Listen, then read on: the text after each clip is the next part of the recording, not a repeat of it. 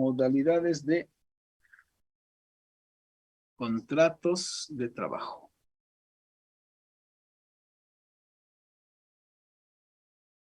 Listo.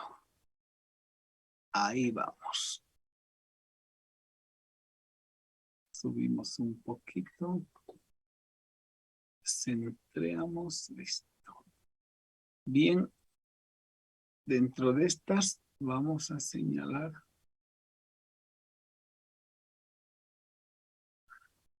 contratos por la forma de celebración. Entonces coloquemos simplemente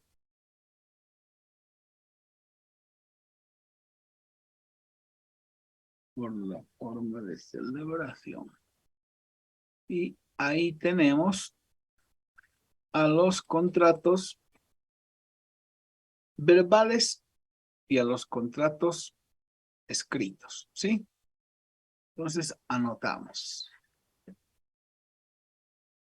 Los contratos verbales por un lado y por otro los contratos escritos.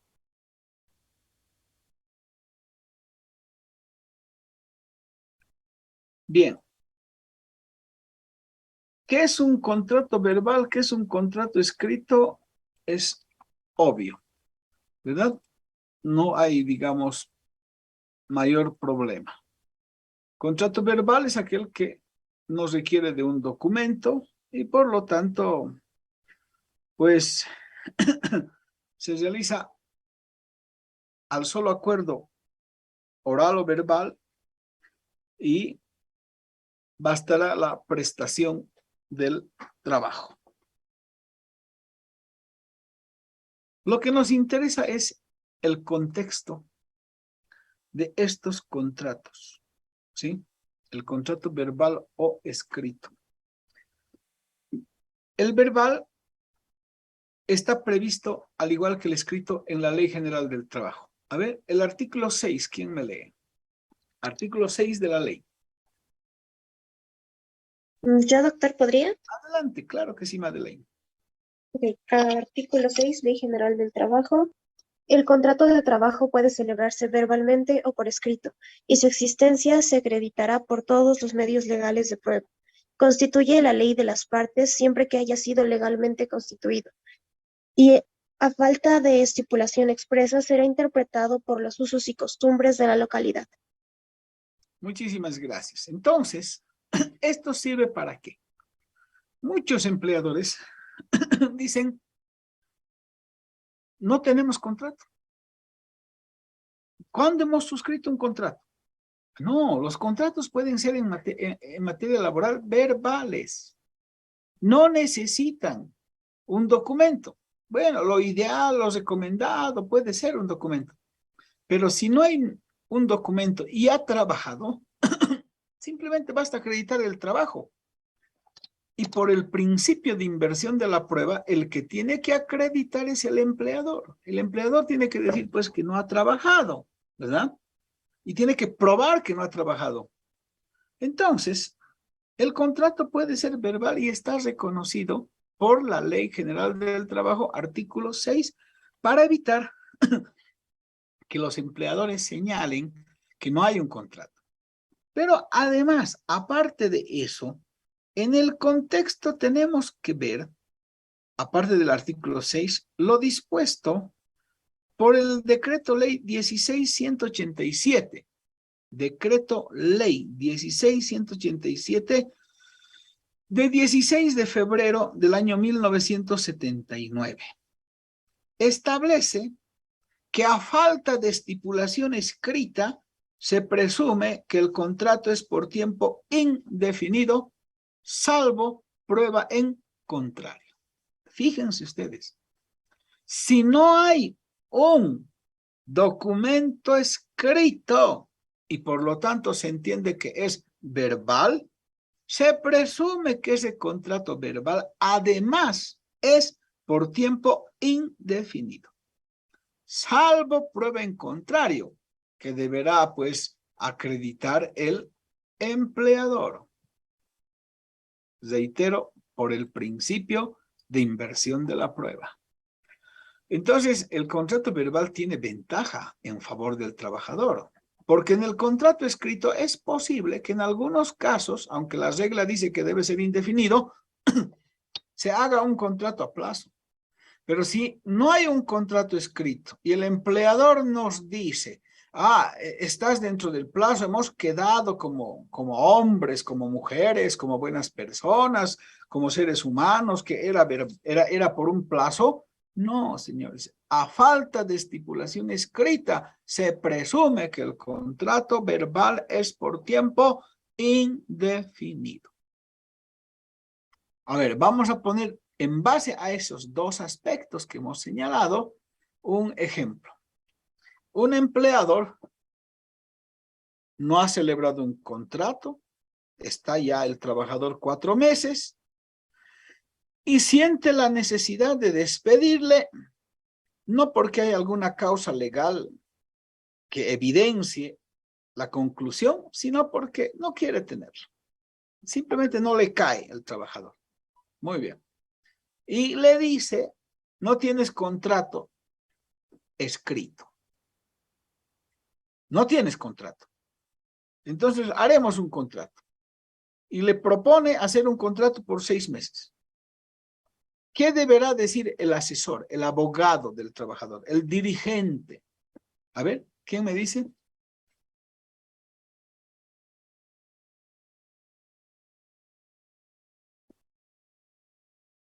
Simple razonamiento. Porque esos casos se les van a presentar. A ver, ¿alguien?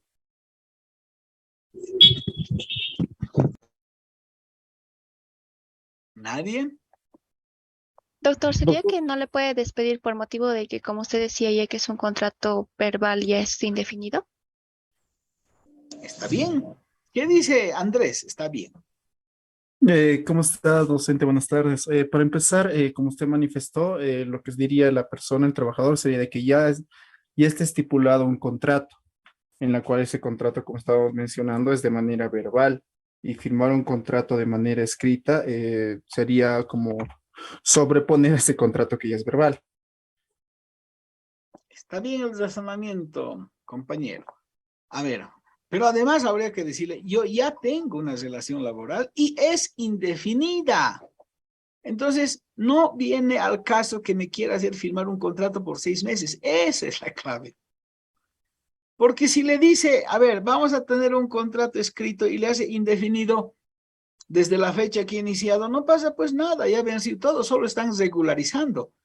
El tema es que le está haciendo un contrato escrito, pero por un tiempo determinado, cuando el contrato ya ha adquirido, después de los 90 días, que es el término de prueba, ya ha adquirido la condición de contrato por tiempo indefinido.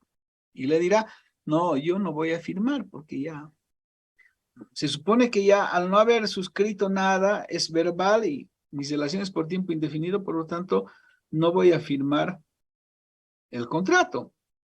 Doctor, Bueno. Sí, adelante, adelante. y en el caso, digamos, de que el trabajador no tuviera conocimiento con respecto a de que al ser un contrato verbal era indefinido y realiza ese contrato escrito, ¿qué pasa, doctor? Ahí está muy bien la pregunta, Jenny. Ahí está el engaño en el que le van a inducir al trabajador.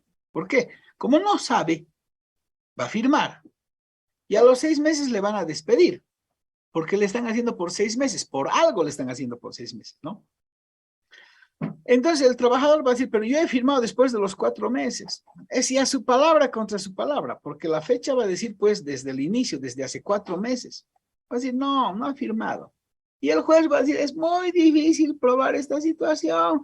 Lo han regularizado, un contrato escrito, ha concluido, le ha pagado, solamente tiene que darle medio sueldo por la indemnización de 6 meses. Listo. En cambio, si fuera, por decirles, igual le despide a los 4 meses, mínimo le va a tener que pagar la indemnización de 4 meses y el desahucio 3 sueldos. ¿Quién gana? El trabajador, porque está en su derecho, está en el marco de las normas. Entonces, fíjense ustedes, en vez de recibir medio sueldo solamente, ¿no? Va a recibir cuarto sueldo más 3 sueldos si le despiden ese rato, ¿verdad? Entonces, vean ustedes la importancia de saber establecer el asesoramiento adecuado. Por eso es tan importante transmitir el conocimiento de las normas a los trabajadores. Porque aquí el trabajador no está incurriendo en ninguna falta para que le despidan. Porque si hubiera falta verbal o escrito, le dirá pues el empleador, ¿no?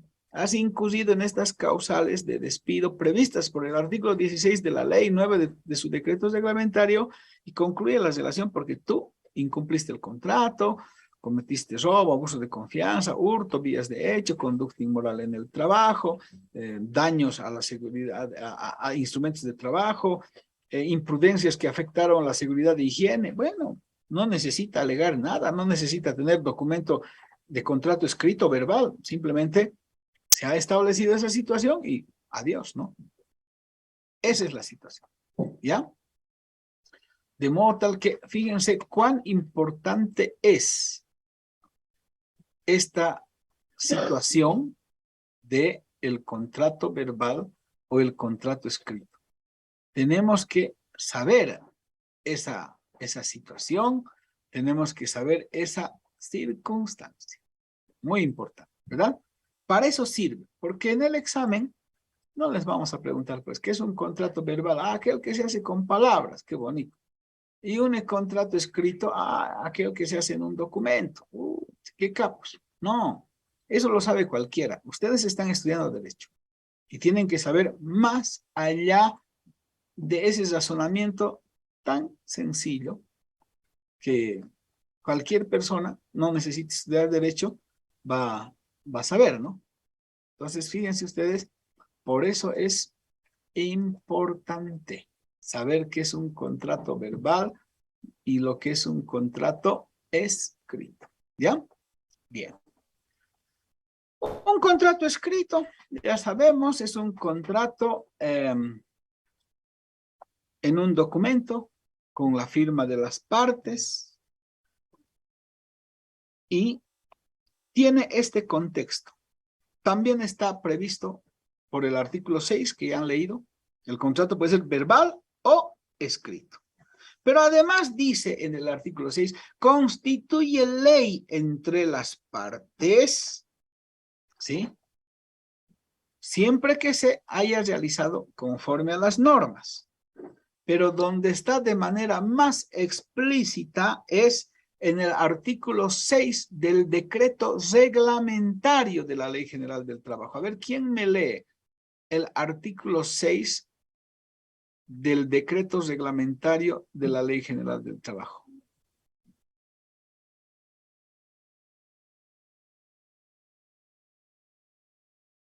¿Alguien tiene? No de la ley, sino del decreto reglamentario. Como habituándonos a manejar ya la norma. Adelante, compañero Andrés. Ok, artículo 6 del decreto reglamentario de la Ley General del Trabajo. El contrato individual de trabajo constituye la ley entre las partes, a reserva de que sus cláusulas no impliquen una renuncia del trabajador a cualquiera de los derechos que son reconocidos por las disposiciones legales y por los contratos colectivos. A falta de estipulaciones expresas, será interpretado por los usos y costumbres de la localidad. Muchísimas gracias. Bien, ha precisado el compañero Andrés y dice, el contrato de trabajo es ley a reserva, siempre y cuando, eso quiere decir, sus cláusulas, lo que se ha escrito, no implique una renuncia del trabajador a cualquiera de los derechos que le han reconocido las disposiciones legales. Entonces, acá el acuerdo entre partes no es ley.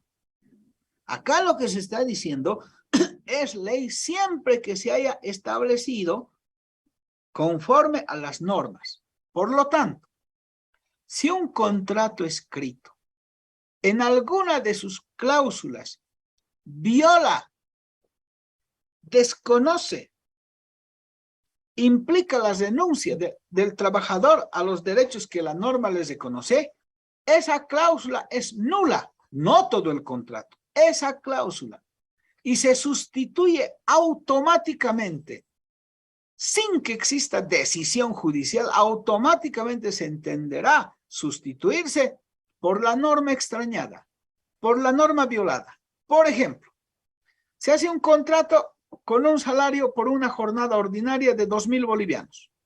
¿Cuánto es el salario mínimo? A ver, díganme ustedes. 2.250. Muy bien, 2.250. Bien, 2.250. Le han puesto 2.000. Esa parte de 2.000, ¿a cuánto tendríamos que ajustar automáticamente cuando ya haya el reclamo? ¿Mm? ¿A cuánto lo ajustamos? 2.250. A 2.250, automáticamente. No puede el empleador decir en un juicio, a ver, vamos a convocar al trabajador, al ex trabajador demandante, que me está reclamando que durante todo este año se le debe 250 por cada mes. Son 10 meses que ha trabajado. 2.500. Bueno. ¿Sí? 2.500. Muy bien. Entonces, ¿cómo es cierto que usted ha leído el contrato antes de firmar? Sí. Bien. ¿Cómo es cierto que usted estaba de acuerdo con percibir 2.000 y le dije, no tengo más? Sí. ¿Cómo es cierto que yo no he ejercido ninguna presión física, psicológica, ni mucho menos? Sí. Y entonces, ¿por qué reclama? ¿Qué responderá el trabajador o su abogado? Basado en los principios. ¿Cuál es el principio que aplicamos? Doctor, el indubio operario. No. ¿Por qué? No. Porque el indubio pro operario se aplica cuando hay duda en la norma. Y aquí no hay duda. Todo está clarito. No le ha pagado 250 cada mes. No hay duda. A ver, ¿cuál principio? Además que Doctor, el indubio no es principio, es regla. por, Mauricio. por, por el principio de ay, ¿cómo era esto? Cuando los derechos y beneficios no pueden renunciarse, el principio de irrenunciabilidad, ay, me he trabado, perdón, doctor. Irrenunciabilidad, está bien. Sí, Ya, ahora, ¿quién me dice? A ver, Andrea, ¿qué dice el principio completo? Andrea Lima. El principio de irrenunciabilidad establece que los derechos del trabajador son de orden público, o sea que el trabajador no puede renunciar a ellos ni siquiera voluntariamente. Son de cumplimiento obligatorio y esos son irrenunciables y son nulos, es nulo todo convenio que quiera renunciar a esos derechos. Eso sería, doctor. Está bien, muy bien. Los derechos del trabajador son irrenunciables y nulas las convenciones, en contrario, o que tiendan a burlar sus efectos. Entonces yo le diré, pues, si he firmado y demando el pago porque el gobierno ha señalado que lo mínimo que debe ganar un trabajador es 2.250 y usted me pagó por debajo del mínimo. Y como los derechos del trabajador son irrenunciables, esa cláusula, aunque yo la haya firmado, es nula. Y me tiene que pagar el saldo de 250 por mes. No puede el empleador, ni el juez decir, ah, pero han aceptado. Se ha demostrado que no ha habido presión. Se ha demostrado que el trabajador estaba de acuerdo. No hay eso. Por ello tenemos que saber el principio y tenemos que saber qué dice la norma ya aplicando el principio. Aplicando. Es ley el contrato siempre que sus cláusulas no impliquen la renuncia del trabajador a sus derechos. Y si yo he renunciado a 250 al mes, puedo reclamar porque los derechos son irrenunciables. Ese es el carácter del sentido social. Esa es la naturaleza protectiva, tutelar del principio de denunciabilidad y del derecho del trabajo en sí. Yo les dije, los principios se aplican, ¿verdad? Aquí me dice Madeleine, inversión de la prueba. No, no estamos todavía probando, no nada. Pero está bien, sus aportes valen. Ruth Noemí me dice, está en el artículo 48 de la Constitución, correcto. Y dice aquí Zoe, fácil sacar de internet y copiar, pegar, sugiero que hablen, dice, ¿no? Está bien. A ver, espérenme un segundo, está sonando ahí el celular.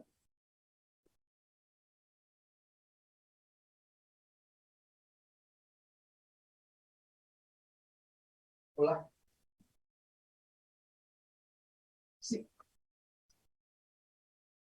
Llámeme a las 4, estoy en media clase, para que le atienda con toda calmita. Disculpe, gracias, Juanita, gracias. Bien, a ver, Zoe tiene dos opiniones. Dice, fácil sacar del internet, copiar y pegar. Dice. No pueden sacar. Cuando les pregunto, créanme, pueden sacar, compañeros. Con todo respeto al compañero Zoe. ¿Por qué? Porque no estamos dando examen ahorita. Simplemente estamos preguntando si se recuerdan, como dice Zoe, vale más. ¿No? Vale más en ustedes. Y si no, acuden a ver cuál es la norma y la ubican, también vale. Porque estamos dialogando, ¿ya? Pero lo que más me preocupa de Zoe es, dice, en ningún momento se cumple. Digamos, es muy extrema la posición, en ningún momento. Bueno, pero nosotros estamos estudiando para ser cumplido. Por eso estamos estudiando. ¿No ve? Por eso estamos estudiando. Imagínense las normas de tránsito. ¿Cuántos no incumplen? Y por eso salen los agentes de parada, los varitas, para hacer cumplir. Porque tenemos una tendencia increíble al incumplimiento. Y si vamos a ser abogados y vamos a realizar un proceso, vamos a hacer una demanda, es precisamente hoy porque se ha incumplido la norma. Porque si no se hubiera incumplido, no habrían procesos. Tomarlo por el lado bueno, no tendrías trabajo, ¿no? Nosotros actuamos porque se incumple el derecho. Y lo que nosotros procuramos es que se haga justicia. ¿No? Que se haga justicia. Velamos por eso. Y para que se solucione ese problema producto del incumplimiento. Pero Zoe nos revela que una realidad que se da, y ahí está lo valioso de su opinión, no se cumplen las normas. Y tal vez las que menos se cumplen son las normas laborales. Yo ya les decía, en materia laboral, cuando el trabajador incumple, el empleador agarra y sanciona, no necesita nada más, facultad disciplinaria, empieza él a sancionar. Pero cuando el empleador incumple, el trabajador no le sanciona. Tiene que acudir ante las autoridades del Ministerio de Trabajo, ante un juez laboral. No le puede decir, así como usted, cuando yo me he faltado, me ha sancionado. Ahora usted que no me ha pagado mi sueldo más de 2 meses, yo le sancionó con tanto. No hay eso, compañeros. Por esa razón, es falso cuando dicen que la norma laboral es totalmente favorable al trabajador, que van a desaparecer las empresas porque estas normas ya son exageradas. No es así.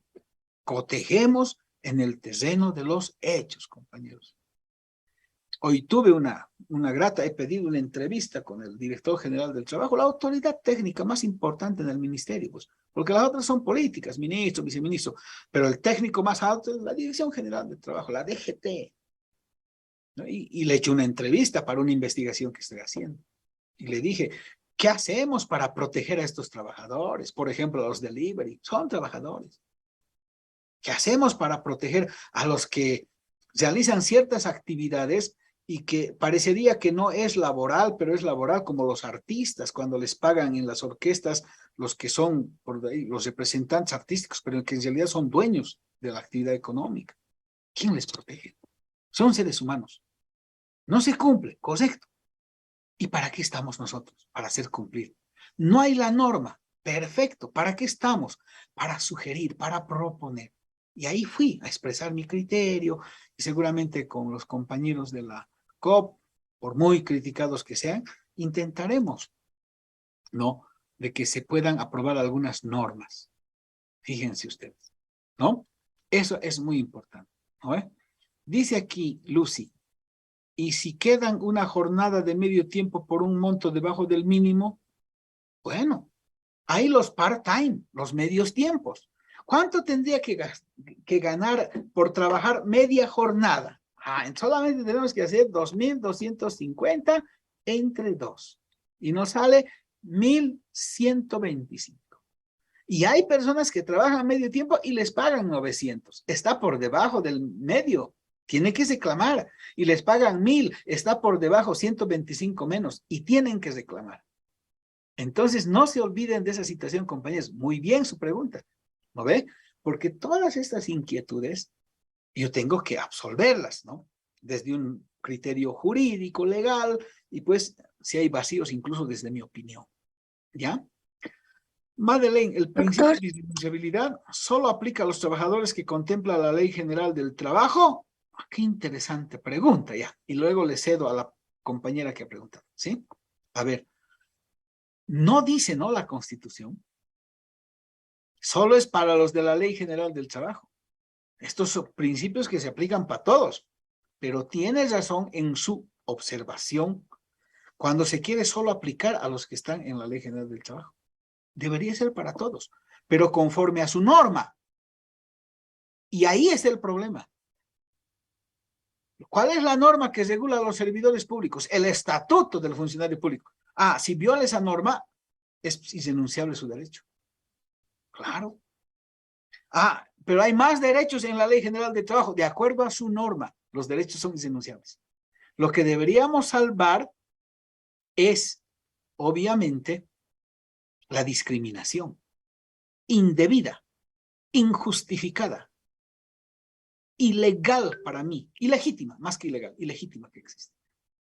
Y ese va a ser el motivo de mi otra ponencia, porque yo estoy yendo, ustedes saben, a México la próxima semana a exponer, tengo ya mi tema bien hecho, pero me han pedido que el mismo día que lleguemos al evento va a haber otro evento sobre normas internacionales de trabajo y yo quiero exponer el convenio que nos ha ratificado Bolivia sobre el tema de los servidores públicos frente a la situación de los servidores públicos, una situación de injusticia, de discriminación, de las cuales son víctimas del poder político.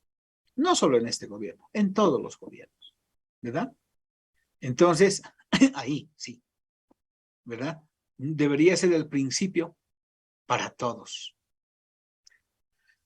¿Por horas sería mejor? No, porque por horas les establecen, en mi criterio, ¿no? Mayor explotación. Una hora trabajas, una hora te pago, 2 horas trabajas, entonces ahí actuamos al vaivén del empleador. ¿Qué hacemos con la familia cuando es por horas? Vamos a almorzar nomás porque he trabajado por horitas, esto no más alcanza. No vamos a cenar porque no me ha alcanzado por horas. No, debería garantizarse salarios mínimos, ¿no? Bien, alguien había estado hablando. sí, doctor. Adelante. Tenía una Miriam. Le escuchamos, Miriam.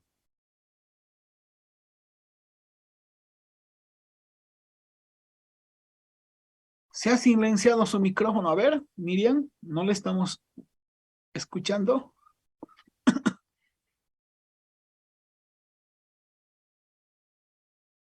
Doctor, ¿ahora sí se escucha? Sí. Ya, está bien, doctor. Bueno, existen empresas o, bueno, negocios los que no pueden pagar el mínimo salario y, digamos, si en algún momento se les interpone esta demanda para que ellos paguen y no lo pueden, ¿cómo podría proceder todo esto? Los mínimos tienen que pagar. Los mínimos tienen que pagar. Los mínimos, con los mínimos no se hace rico una persona. Y eso que está por debajo todavía de lo que podría alcanzar, tienen que pagar. Entonces ahí lo recomendable es para el empleador que si no tiene para pagar el mínimo, no contrates. Que la suma, vea de otra forma, tiene que hacer sus cálculos para establecer estas situaciones, ¿no? Porque el empleador gana también, ¿no? Gana. Entonces, lo que tiene que hacer es, pues, decir, voy a ganar menos, pero voy a cumplir la norma. Es muy difícil que un empleador no gane, ¿no? Es muy difícil. Tal vez un cuentapropista, una señora que vende comida en el mercado, que va con su hijo y la acompaña y vende, y por la competencia muy poquito cobra, y por ahí le alcanza esa actividad para la comidita de ella y de sus hijos, y no le da más réditos, es posible. Pero ya una persona que contrata trabajadores es más difícil, ¿sí? Pero siempre habrá que escuchar, ¿no? También demandamos que la empresa, diré el gobierno, dé apoyo a los microemprendedores.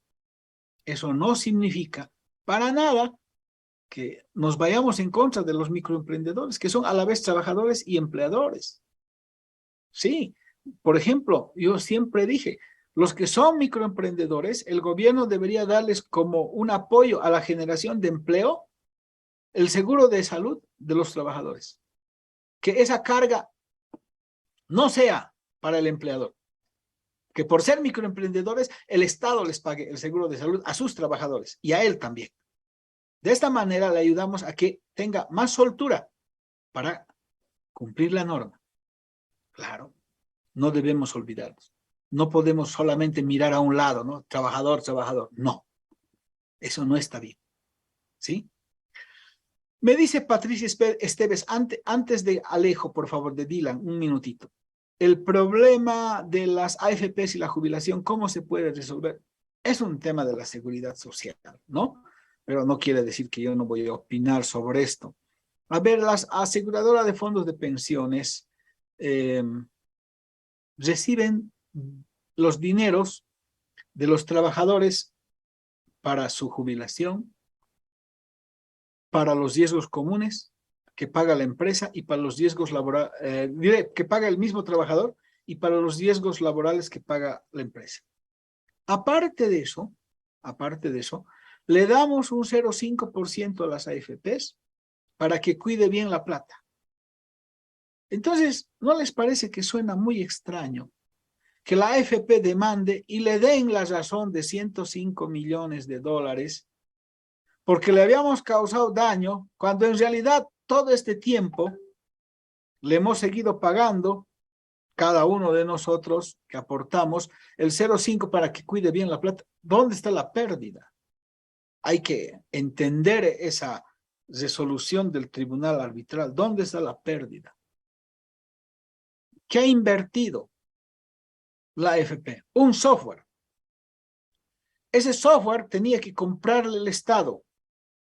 Lamentablemente, los funcionarios, que a veces son unos ineptos, porque eso es lo que hay que decir, no han podido hacer un buen negocio con la AFP. Ese software no le sirve a la AFP, casi. Ese software es una base de datos que ellos han elaborado, han contratado sobre nuestra información. Por lo tanto, tenía que vendernos, había mercado cautivo. ¿Cómo no van a poder hacer un buen negocio en ese aspecto? No han hecho eso y bueno, pues, la AFP ha demandado. Además, ¿cómo es posible que hace más de 10 años ya tenía que hacerse la transferencia de las AFPs a una entidad encargada de administrar por el Estado boliviano y no puedan? Realmente son ineptos, ¿verdad? ¿Qué más podemos decir? Son unos ineptos y esos tienen que responder, más los que no han hecho la defensa legal adecuada. Claro que sí, eso genera responsabilidades, ¿no? Pero además les pongo como una cosa que todavía no está saliendo. Cuando salió que estas son las nuevas autoridades que se van a hacer cargo de lo que era la AFP, las administradoras de pensiones, se han establecido un salario,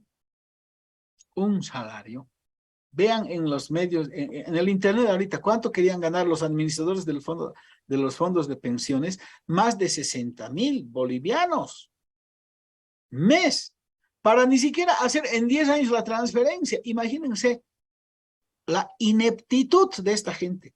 Y ha sido el movimiento fabril que se ha opuesto y ha hecho que le bajen su salario a 30.000. ¿Y cuál era el argumento para que se pongan 60.000 y después 30.000? Que iban a manejar recursos. ¿Cuáles recursos? Si no han podido hacer la transferencia en más de 10 años.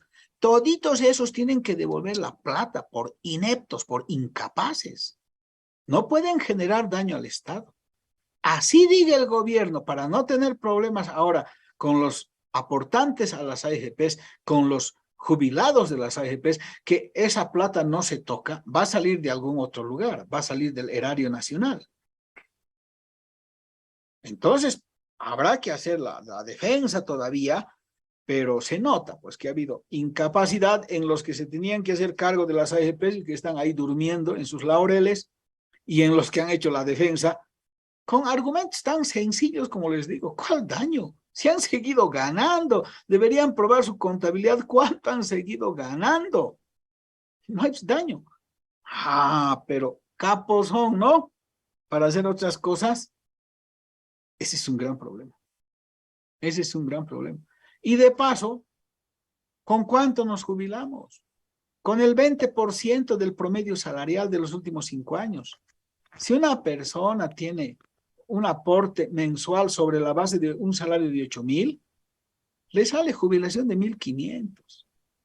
No hay puntos de relación. Si hoy una persona está ganando, su capacidad de gasto es 8.000, no puede ser que de la noche a la mañana tenga que ajustarse a 1.500. Por eso es que nadie quiere jubilarse, porque la diferencia es muy grande. Si fuera el 70% del salario, el 80%, adelante. Por eso es que nadie quiere jubilarse, porque ese cambio es traumático económicamente hablando. Pero los militares se jubilan con el 100% de sus haberes. ¿Qué les parece? Con el 100%. Les apoyamos a los jubilados, a los militares. ¿Para qué? Para que todos tengamos que, ¿no? Para que todos tengamos que, qué sé yo, jubilarnos con ese monto, pues, que es lo correcto, ¿no? Entonces, vean ustedes esas circunstancias, ¿sí? Bien. De modo tal que estamos así, esa es la triste situación con la que atravesamos y habrá que dar alguna solución. A ver, Salvador dice, en mi experiencia en el Ministerio de Trabajo no aceptan ningún trámite para reclamar beneficios sociales si no es con un contrato escrito. Los funcionarios del ministerio me sugirieron simplemente negociar con el empleado o tomar un abogado privado. Yo creo que lo que debería hacer Salvador es denunciar al inspector que le ha dicho eso. Yo le comento desde mi experiencia. No hay necesidad de que haya contrato, ni mucho menos. Uno va y pues le atiende. Entonces lo que hay que hacer es cuando hayan esos flojos, porque son flojos que no quieren atender por comodidad, hay que ir a quejarse al jefe departamental y si no al director general. Si no me quiere atender, ¿en qué norma dice? Si el contrato es verbal, que tengo que traer contrato escrito, no me quiere atender mi trámite de beneficios sociales, es un vendido a la empresa. Bueno, pues le harán atender. Cámbieme de inspector. Los derechos hay que reclamarlos, no hay otro. Dylan, adelante, Dylan, te he tenido mucho tiempo. Sí, doctor. Muy buenas tardes, soy Dylan Alejo. Tengo una pregunta respecto a las microempresas. ¿Igual están obligadas a pagar el salario mínimo? Sí, por eso es mínimo, ¿no ve? Por eso es mínimo. Doctor, Miren, el mínimo en el Estado está por encima de los 3.500, 4.000. Nadie gana menos que eso en el nivel del Estado. En cambio, en el sector privado es 2.250. ¿Qué dice Dylan? claro, doctor, pero siendo que ha habido una afectación por ejemplo, yo conozco una empresa de fábrica de vasos que ha sufrido un azote por parte de la pandemia y la producción se ha reducido y por tanto han tenido que tuvieron que despedir a varios trabajadores. Pero tenía una duda respecto a eso. Ellos trabajan 6 horas, no, trabajan 5 horas, hacen turnos, turno por la mañana, por la tarde y por la noche. Entonces, de igual forma se le tiene que pagar. Se puede promediar, ¿no? 5 horas no alcanzan a 48 horas al mes, habría que promediar. No es medio tiempo, es un poquito más de medio tiempo. Se puede prorratear, ¿no? Siempre buscando términos justos. O sea, tomamos el salario mínimo como lo mínimo que debe ganar. Lo que planteamos es que no se afecte a ese mínimo, por una jornada completa. Medio tiempo, ya saben cómo se hace. Pero puede haber algunas diferencias. Entonces, pues yo no le diré de 2.250, 1.100 y tantos, ¿no? Unos 1.250, 1.300 le pagaré por los 5 horas, ¿no? Parametrando además la jornada semanal. Y bueno, estos temas son comprensibles, ¿no? Nadie se cierra, pero lo que se trata es de no afectar, ¿ya? Claro, doctor, tengo una preguntita más. Respecto a los Adelante. contratos verbales, ya que son indefinidos y viene el empleador a negociar con el trabajador, de que se va a tomar en cuenta desde qué fecha ha iniciado con el contrato verbal y se puede hacer un acuerdo entre partes para llegar a un contrato escrito. Sí se puede hacer un acuerdo, pero respetando ya qué fecha ha iniciado, ¿no? Claro, Esto doctor. para evitar fraudes, digamos, de que le quiera establecer que vamos a hacer el contrato, pero es desde hoy, y lo que he trabajado antes, no, eso no vale. O vamos a hacer un contrato a plazo cuando ya era indefinido, eso tampoco vale, ¿verdad? Eso, Sí, ¿ya? doctor. Sí, gracias, doctor. No, pues ¿de qué digan? A ver, Roy dice, cuando necesito un abogado laboral en casos de que mis derechos son vulnerados, cobran carísimo. ¿Y quiénes son esos que cobran carísimo? Yo no sé, la verdad. Habrá que buscar un abogado que no cobre carísimo. A ver, lo que yo más o menos sé de muchos abogados laboralistas, por eso hay pocos, ¿no? No hay gran cantidad, que cobran el 10% de los beneficios sociales.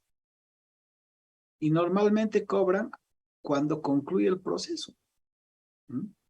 En algunos casos se puede pedir algún adelanto, pero después, cuando concluye el proceso, el 10% de lo que recuperan. Por eso es que el abogado laboralista no es muy común. No les diré en absoluto que no se gana. Si no se trabaja, se gana. Tiene que trabajar duro. Trabaja contra un poder económico que es el empleador, pero mucho conocimiento de las normas, ¿no? Yo no me quejo en la vida. No sé, tal vez hayan colegas que manejen otras áreas y ganen millones. Hay algunos que dicen, y este abogado que yo estaba peleando por 2 terrenos y se ha quedado con uno. No sé, bajo qué circunstancias lo harán. Yo siempre reclamo de que debemos ser honestos para no ser mal vistos en la sociedad y no ser un mal ejemplo para nuestra familia. No sé si les comenté alguna vez en un sauna, una señora me habló, ¿cómo está? Sí, la vida cara y demás. Bueno, y me dijo, ¿usted qué es? Me dijo, yo soy abogado, le digo. Son unos tales, me dijo. Sí, le digo. Porque veo que algunos son así, pues. ¿Mm? Mientras no me llegue a mí. No soy yo, pero hay así. Mucho tiene que ver con la ética, ¿sí? Incluso les puedo decir que yo atiendo un proceso de 1.000.000 con la misma eficiencia que un proceso de 2.000 bolivianos. Porque lo que puede significar 1.000.000 para uno, 3.000, 4.000, 5.000 bolivianos, es mucha plata para otros. Entonces igual no me descuido. Con la misma calidad tiene que ser. Alguna vez una compañera me dijo, doctor, lo que usted nos enseñó no sirve porque he ido y no he podido hacer valer. Pero es que, ¿cómo has aplicado? A ver, ¿no? He ido y ha traído su abogado y me ha dicho, no tienes ni contrato. El inspector también se ha parcializado. Me ha dicho, ¿tiene contrato? No, entonces, ¿qué cosa quiere cobrar si ni contrato tiene? Yo no le voy a pagar nada, que era un irresponsable, ha venido unos cuantos días y ahora quiere apropiarse. Y salió mal, llorando. Su demanda era por 3.500 bolivianos. Yo simplemente le dije, yo sí te demostraré que lo que te he enseñado sirve. Vamos a hacer la demanda. no ha hecho la demanda. Y bueno, la debí ir pagando al abogado, el abogado empezó a defenderse, pero no aguanta, pues. ¿Por qué? Porque más estaba gastando en el abogado. Y al final salió probada la demanda. Y le dije, ahora, y no le cobré ni un peso por eso. Solamente quería demostrarle que sí, lo que hemos aprendido sirve si lo sabemos aplicar adecuadamente. Y eso es lo que les pido a ustedes. Le dije, ahora, ¿qué dice, señorita? Liz se llama. Liz, ¿qué dice? Doctor, le agradezco. Muy bien. Ahora escribe libros, la chica. Defensora de las mujeres. Buen referente. Aparece en la tele y todo. Está bien. Tal vez le he marcado, ¿no? Esa situación. Le digo por eso a Roy, usted luche por hacer valer los derechos de usted y de los demás. Está muy bien. Y una vez me vi en justo en cabo de año de mi papá, les comento, justo se acerca un señor y me dice, pues usted ha sido el compadrito, sí, ¿cómo está? Su mamá es mi comadre, su papá era mi compadre. Usted pues, me inició un juicio de esta chica. ¡Oh! ¡Qué terrible! Le digo, sí, ¿cómo me va a hacer eso? ¿Cómo le digo? ¿Usted cómo le ha hecho? ¿Cómo le ha hecho a la compañera? ¿Cómo no le ha querido pagar? Pero además me han dicho que usted creo que le molestaba y todo. No diga nada, no diga nada. Aquí está mi mujer. Muy bien. Y yo pues, aunque me digan, mi comadre, su papá, hay que defender nomás compañeros, ¿no ve? No interesa. ¿Qué dices hoy?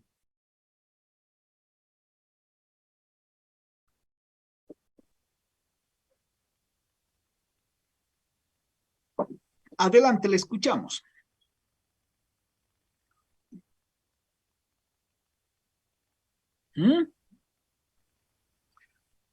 ¿Qué dices hoy?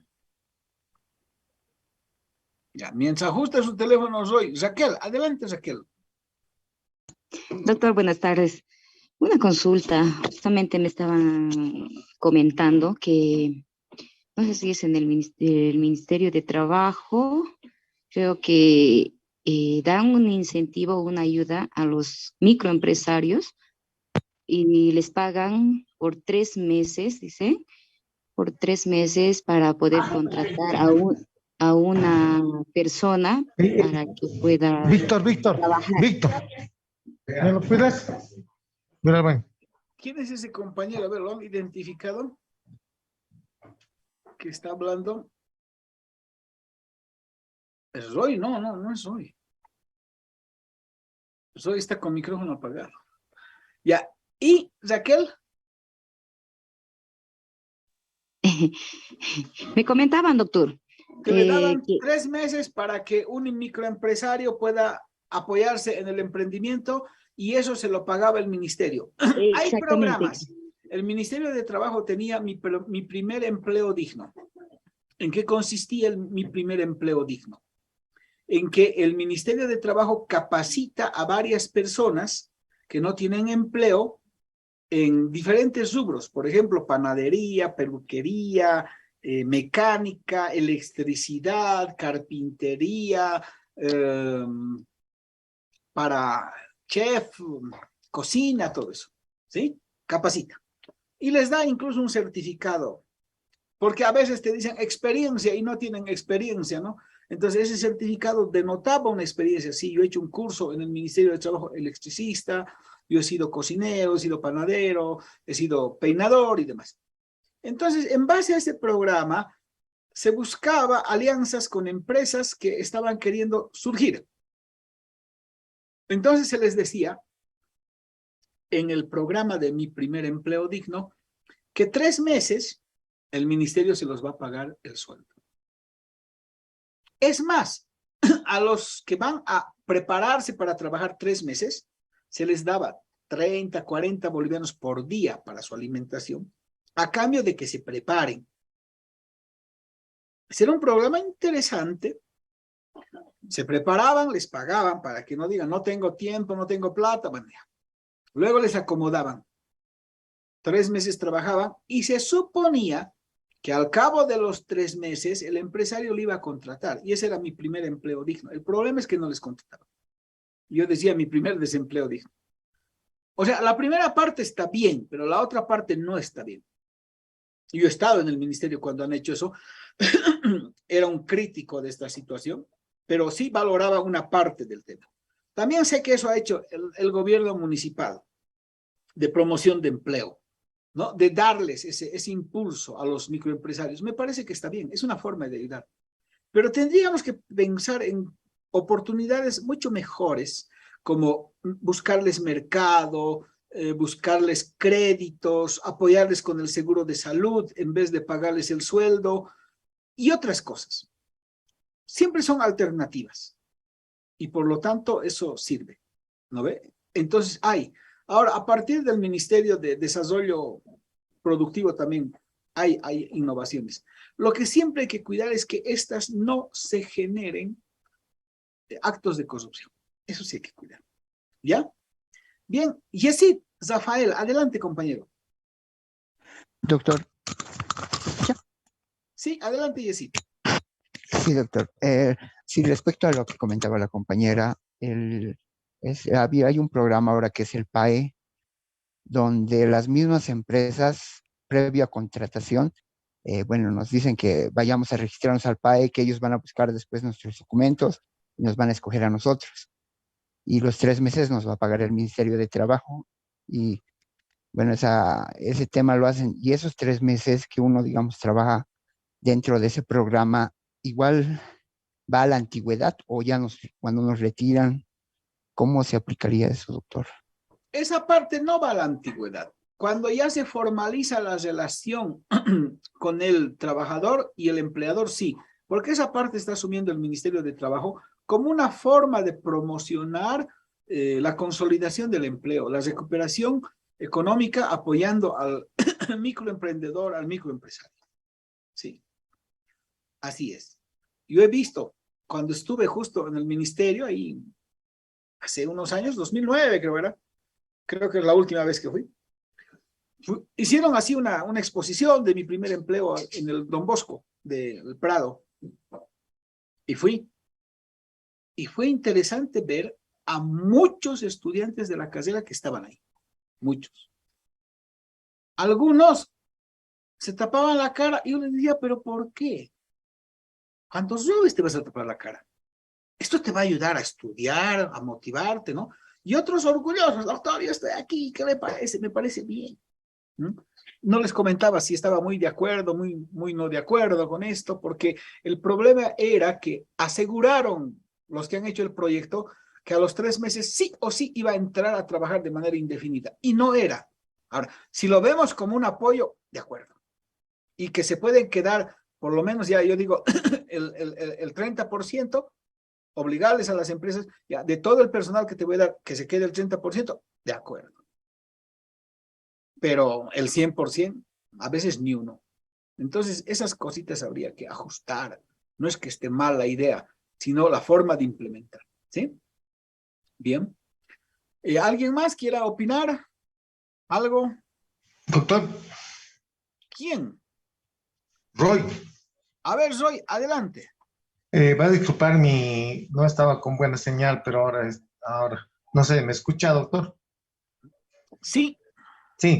No, yo quería preguntarle respecto a eso, porque he tenido malas experiencias respecto a cobros de abogados, porque ellos a veces, bueno, no voy a generalizar, pero algunos abogados, para hacer algún trámite, piden mucho dinero y piden hasta adelantos, los cuales no se materializan, doctor. Entonces, en materia laboral, sabemos, usted ha dicho en sus clases que estamos en una situación de desigualdad. Aparentemente hay igualdad entre el empleador y el empleado, ¿no ve? Pero la verdad no se cumple, ¿no? Porque el empleado, en general, es una persona que está haciendo, está trabajando para el empleador, está cumpliendo un trabajo, todo eso, y está recibiendo remuneración económica, pero lamentablemente el trabajador no tiene los recursos económicos a veces para poder materializar esa pretensión, ese derecho vulnerado del trabajo, de su trabajo, y a veces tiene que recurrir obviamente a un abogado porque desconoce las normas, todo eso, pero sé de algunos amigos que han recurrido a abogados y les han cobrado mucho. Entonces, ¿ellos qué han hecho? Dejarlo. Han recurrido y han dicho, no, es mucho que me está cobrando este abogado. Entonces, porque hay abogados a veces de las empresas fabriles, de las empresas que no, pues no ganan mucho. Entonces, no sé si usted podría ver esa forma de que nosotros como trabajadores en general, ¿no? Podamos materializar esa pretensión, ese derecho vulnerado, porque obviamente como ustedes son abogados, bueno, yo también voy a ser abogado, doctor, pero a veces el dinero es lo que prima, ¿no? Entonces, a eso yo me iba, doctor, y la verdad es que el hecho de que nosotros seamos abogados, digamos, laborales, tendremos que defender siempre al empleado, no al empleador. El empleador va a tener siempre dinero. En una sociedad capitalista siempre el empleador va a tener dinero. En cambio, en una sociedad capitalista siempre el empleado no va a tener dinero. Entonces, a eso yo me iba. Siempre va a haber esa diferencia, esa desigualdad y a veces los abogados siempre piden adelantos, piden montos de dinero. Entonces, ¿qué hacemos? Está muy bien su preocupación y lo primero que le pido es que jamás cambie ese criterio de pensar que tiene. Porque a veces, cuando uno sale, piensa diferente. Y cuando uno se mantiene feliz, alegre, realizado en la vida y con la bendición de Dios. Espero que no cambiemos. Esa preocupación es latente en todo momento, es real. Las soluciones. Yo he escuchado hablar a abogados de empleadores que dicen, y empleadores, que siempre que el trabajador va a juicio gana. Muy pocas veces no gana. De acuerdo, pero verdades a medias no son buenas. ¿Por qué? Por lo que acabo de decir hoy, ¿cuántos van? De los 100 despedidos, 10, en el mejor de los casos. 90 no van, por lo que dices hoy, porque no tienen plata, porque no confían en los abogados, por varias razones. Por lo tanto, de entrada, 90 nos ganan y 10 van a la disputa. Esa es la comparación. Eso es lo primero. Lo segundo, muchos abandonan de esos 10. ¿Por qué? Porque el proceso tarda, porque le sacan dinero, no hay a veces personas con conciencia social. El otro contrata abogados y les va pagando, pues, ¿no? Imagínense que hay estudios jurídicos que yo conozco que las empresas les dan 10,000 bolivianos al mes en su planilla, les incorporan. Tengan o no tengan proceso. A ver, asesoren solamente 20 empresas, ¿cuánto sacan al mes? ¿Ah? Esa pega es linda, ¿no ve? ¿Ah? 10,000. Compañeros, así les ponen en su planilla. Los mismos trabajadores dicen, estudio jurídico, 10,000. A ver, por 20 empresitas que asesoren, ¿cuántos reciben? 200,000 al mes. Claro, ese tiene pues, ya sus empleados y todo eso. Linda pega, ¿no? Abogado de empleador. No, hay que estar al otro lado, ¿no? Felices. ¿Cómo solucionamos? Ayer hablé con el viceministro. Hablé con los dirigentes. A mi vuelta de México estamos buscando ya la concretización de suscribir un convenio con los fabriles de Bolivia para que ahí se vaya a hacer trabajo dirigido. Ahí sí necesitan. Y no ir a hacer a veces a otras instituciones que lo hagan también, ¿no? No nos vamos a oponer. Pero a veces no aprenden. Bajo la dirección de abogados laboralistas que le lleven su proceso gratis al trabajador. Y cuando termine su trabajo dirigido, le hagan un buen traspaso, si es que no se ha acabado, a otro pasante para que el pasante concluya. Bajo una reglamentación donde no se puede cobrar un peso. Y donde vamos a ver un mecanismo de financiar incluso para el tema de los gastos judiciales. Sí, estamos en eso. Es una demanda de hace años. Miren, les comento, hay unas ONGs que dicen que apoyan a los trabajadores y me propusieron como presidente de la Asociación Boliviana de Abogados Laboralistas sostener algunos acuerdos con ellos. Entonces yo les dije, lo que acá se necesita es lo siguiente. Ustedes ponen una parte y yo como Asociación Boliviana de Abogados Laboralistas pongo otra parte. ¿Qué pongo? Capacitación, eventualmente parte de mi oficina y ustedes contratan otra oficina en el Alto y en mi oficina funcionan como 2, 3 abogados, en el Alto unos 2, 3. Ustedes pagan a esos abogados, yo les doy la capacitación, yo les superviso y atendemos gratis a los trabajadores. No quisieron las ONGs. No quisieron. ¿Qué quieren las ONGs? Que hagamos acuerdos con las ONGs laboralistas para hacer una consultoría sobre el trabajo del niño abandonado, niño trabajador. Y vamos a hacer el proyecto y me van a pagar, qué sé yo, 80,000, 90,000 por eso, y luego lo vamos a exponer, y luego lo vamos a evaluar, y luego lo vamos a socializar, y el niño va a seguir siendo explotado, y el único que va a ganar su dinero es el consultor, y la ONG, que como está administrando proyectos, también tiene su equipito de 4, 5, 6 personas que están ganando mensualmente. Todos estamos ganando a nombre de los niños trabajadores, por decirles, pero no hacemos efectivamente nada. Entonces les dije, no, yo no. Eso yo lo hago por mi cuenta. Ustedes conocen mis ponencias, mis investigaciones. Yo lo hago por mi cuenta. Yo no necesito que me paguen, ¿no? Es que le vamos a promocionar viajes. Y claro, en Colombia, por ejemplo, yo sé que hacen eso. La misma ONG que me ha planteado. Y a mí me ha dicho el colombiano, ¿sabes qué? Hasta te puedes tirar tus tragos, pero solamente que en la factura te lo pongan alimentos. No, no estamos para eso. Yo rechacé por escrito, no. Al proyecto belga, era un belga. No. Hacemos el acuerdo, pero como nosotros queremos de acuerdo a nuestras necesidades. Acá, ¿qué se necesita? Lo que ha detectado hoy. Abogados que atiendan gratis a los trabajadores, porque no hay para eso. ¿Cómo podemos solucionar? Ahora, con esta situación, porque años hemos transitado para esta situación. Años hemos transitado. Bueno, no se había ido dando. El viceministro, que es un trabajador, me dijo, podríamos hacer con el club hay clubs, y aquí han formado club de derecho del trabajo, pero no funciona. No funciona, no da. Con los pasantes, porque los pasantes sí o sí van a hacer.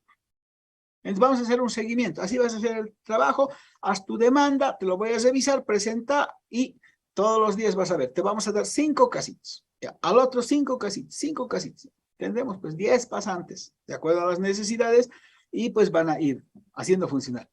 Y si podemos tener un inmueble en el Alto, ¿no? Que sea gratis, solamente la institución les tendría que dar un escritorio, cada uno se trae por ahí a la computadora, la laptop, ¿no? O comprar una impresora, algo así, ¿no? Recibir donaciones también, no hay problema. Eso estamos haciendo. Se va a concretizar. Van a ver ustedes en un mes, vamos a suscribir el acuerdo y les vamos a invitar a la suscripción del acuerdo, porque por la vía de las ONGs, no. Por la vía de las ONGs hacemos, por ejemplo, capacitación, cursos de capacitación. Yo viajé el anterior viernes, ¿no? A Santa Cruz. Sí, hacemos, está bien. Pero no basta eso, no basta, ¿no? En el día a día. Además, no solo para los trabajadores sindicalizados, para los que no son sindicalizados sobre todo, para los del día a día, para los que sufren injusticias. Pero sí va a tener un límite. Eso habíamos dicho. Hasta tal cantidad, porque si no los abogados nos van a matar. Hasta tal cantidad.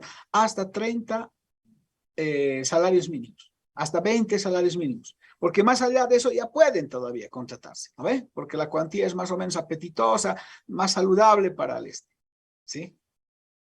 Entonces, hay que ver esos servicios gratuitos, Darren, ¿sí? Eso es lo que vamos a hacer. Y bueno, entonces, fíjense, tan sensible es el tema de los trabajadores, ¿no? A no descuidar que hay que apoyar a los microemprendedores. Nadie niega, ¿sí? Pero no podemos dejar de defender a los que más necesitan. Bueno, ya hemos cumplido nuestro horario, nos vamos a quedar aquí, nos vemos el día jueves en clases, ¿ya? Que tengan una linda tarde, compañeros. Hasta luego.